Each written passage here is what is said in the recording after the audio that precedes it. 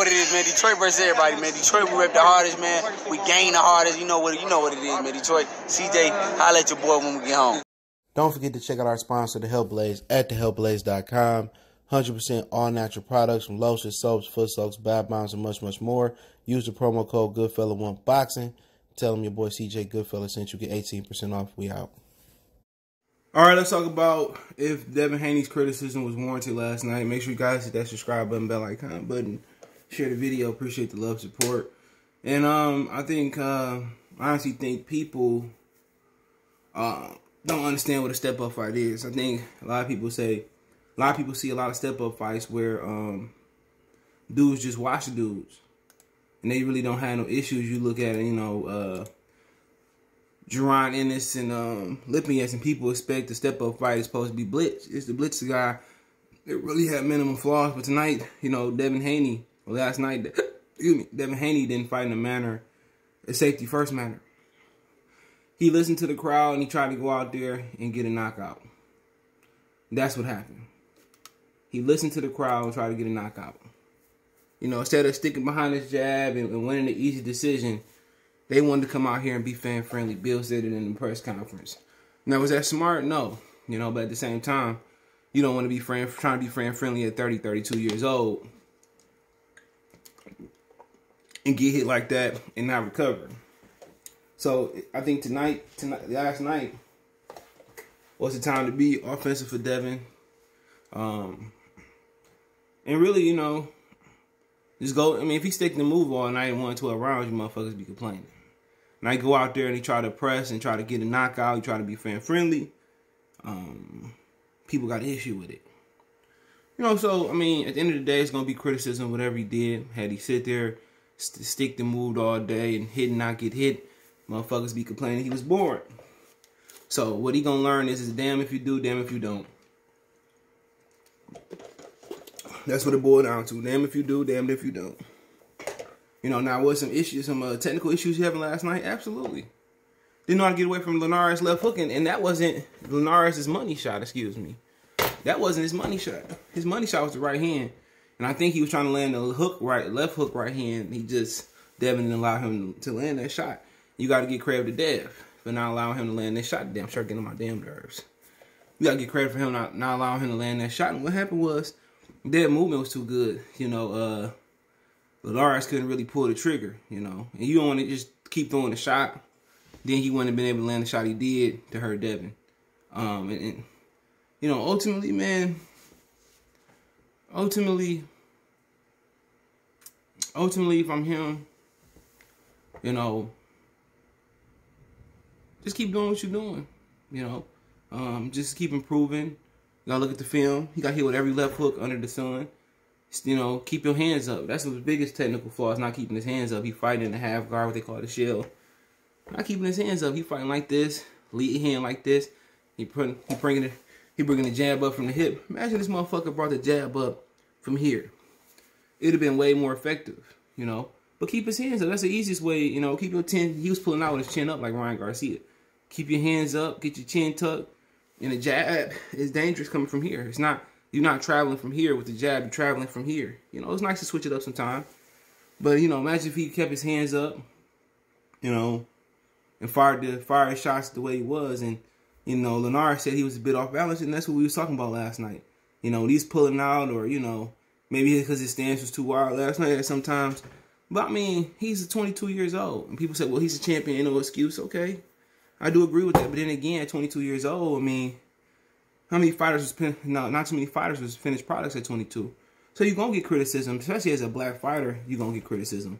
I hope y'all know that as a black fighter, you know, nobody, you know, he got more criticism than seeing than Ryan Garcia hitting the fucking canvas. You know, he ate it. He almost went down, but guess what? People, you know, when you talk about criticism, you got to give credit because he did win. You know, he held. He held. I mean, a lot of fighters, man, you see a lot of fighters that's veterans, 20, 30 years old, that don't know how to hold. You see a lot of veterans that don't know how to hold. And Devin did a tremendous job on the inside. He was able to hold. He was able to, you know what I'm saying, You know, he was able to hold. He was able to, he was able to operate on the inside. He got inside game. Jab was good. I just like to see, you know, I just think, you know, his inside game was phenomenal. You know, body work was great yesterday. We talking about criticism. It got to be, if he won, it got to be some good. It got to be some good. Give the motherfucker some credit. Dev showed some body attack. Devin showed some inside game tonight. If Devin did not hold, he probably would have hit the canvas at least. Minimum. You know, I see E.J. Smith talking about them bowling. I ain't really had a sound on. You know, but, you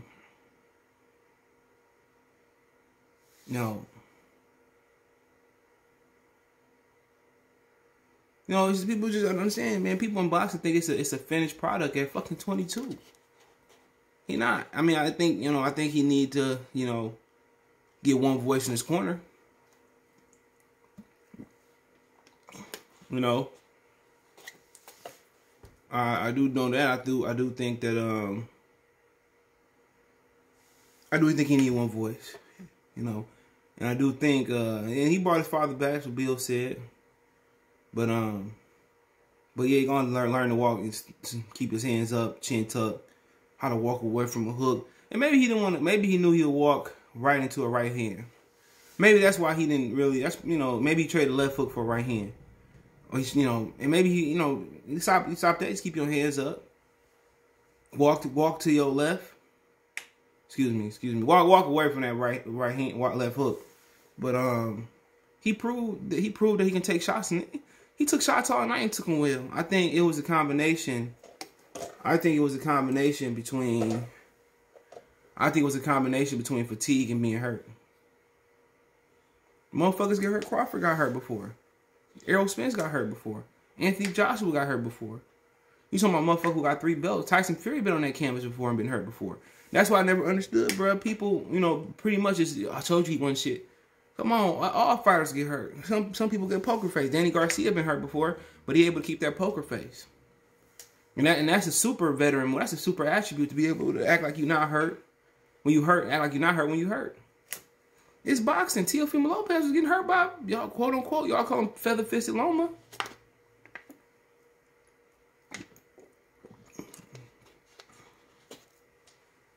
You know, at 22, man, you still learning. You know, Nate was a Roberto Benitez special. He's special fighter, youngest heavyweight champion, youngest world champion in history, age 17 years old. Never, that record probably never be broke. Less rules change, but yeah, I mean, you know, jab was good, but shit, you know, you bring, it's a lot of things, hands up, chin tuck, all this shit, man. Wait till you get comfortable and you able to get his speed down pat. You know, he was doing good moving, the shit kept hitting him with the left hook hand. His backhand, his front hand was like this, and his backhand was here. So as you get tired in the fight and you fighting at an intense pace, guess what? That left hook come, you know, he getting hit with it. I happen to keep that hand up, the left hook come, chin tuck. Guess what? You know, you got some protection. And if you do move out the way, your hand's still up. You know, that's the difference between Roy and Bernard. Roy was a better fighter, greater fighter all the time. Bernard had better longevity because he had technique. You'll see Floyd going to the high guard most of the time, keep his chin tucked. He ain't like this at that. He ain't like that 100% of the time. You know, you'll see him going to the high guard, man, and you know, just work on his feints.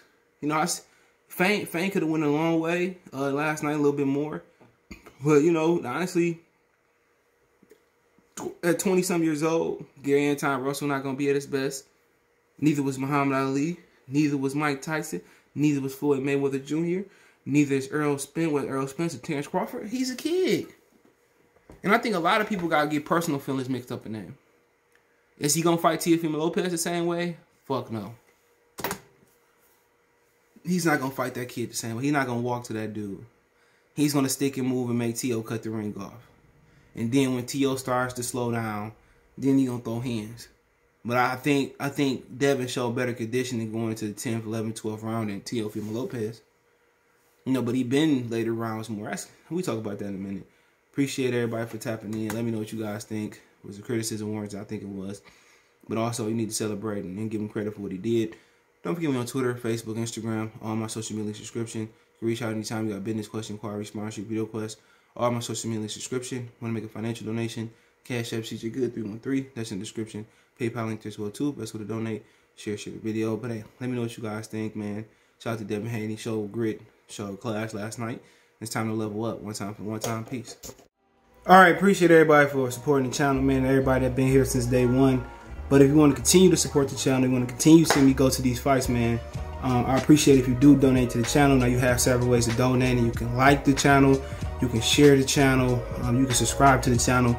Most of you guys do that on everything. But financially, if I'm gonna go to Wilder Fury, Spence Pacquiao, and all the big fights, and I'm only entertaining in going to the big, I'm only interested in going to the big fights, I'm gonna need you guys' support. You can reach me on Twitter, Facebook, Instagram, anytime for any, advice, or you want to advertise your business on the channel. It's another way you help support the channel. I do want to work with businesses and all that. But if you want to make a donation, Cash App is CJ Good 313.